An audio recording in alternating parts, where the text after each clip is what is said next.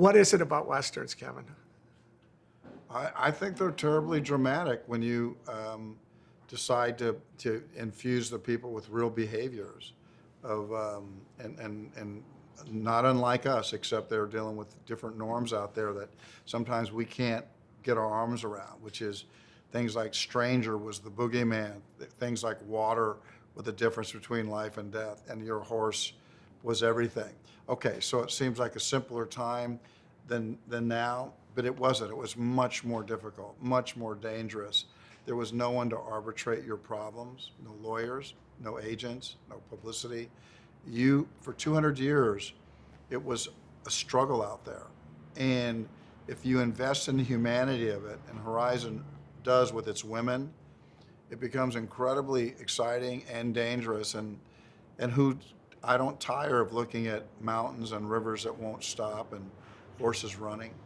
And I'm not used to in Western seeing the strength of women that we see in this film. Well, obviously, we don't survive if the women in the West didn't survive, and they essentially work themselves to death. So, when people go on June 28th and August 16th, they're going to see themselves. Women will see themselves, and they can show their daughters what their great grandmothers perhaps went through, and men on their Father's Day if they want to go. And Dances with Wolves was considered a very gentle movie, but it was terribly violent. But the themes were soft. There was poetry in it. And Horizon is the same thing.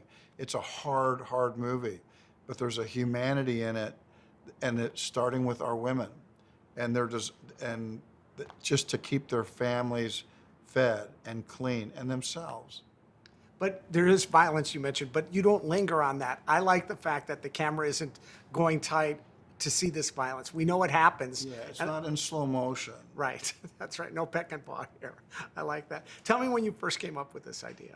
Well, I commissioned the idea in 1988, and it took about a couple years to get it right, that I thought, and then in 2003, I thought that I would make it, and the studio would make it, and I was like, I just couldn't figure it out, and then 6, 7 years later, with John Baird, said, well, what if we just do this differently? We wrote 4 more, which is an insanity, which is no one does that.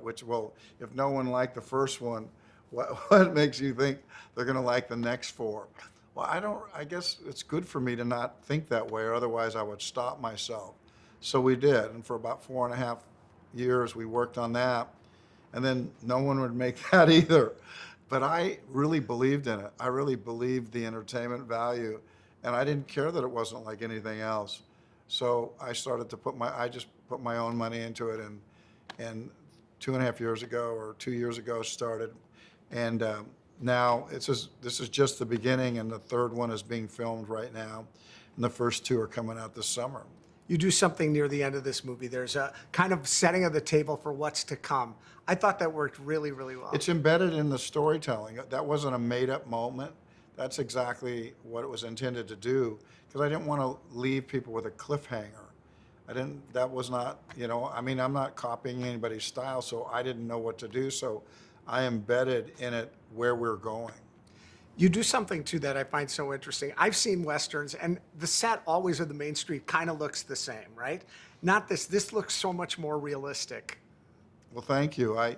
Listen, there's a lot of reasons to look at the black and white photographs. Look at some of the great painters of the era.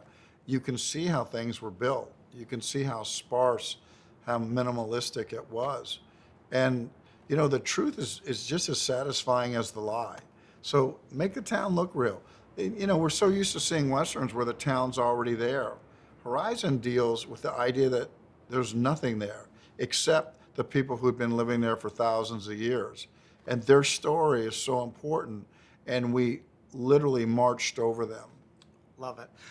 Got to have a great villain. You have a pair of brothers in this movie, and we were talking about casting. You have just so many great people in this film, but those brothers were as authentic, and you need a good villain to play off, and you certainly did in this one. Yeah, it's a wicked family, and they'll pursue. And there was, again, no law. and nobody was on the clock. So the idea of vendetta is alive and well in America, and it was a fact of life out there. Enjoyed it. I can't wait to tell people. Thank you. Great to see you.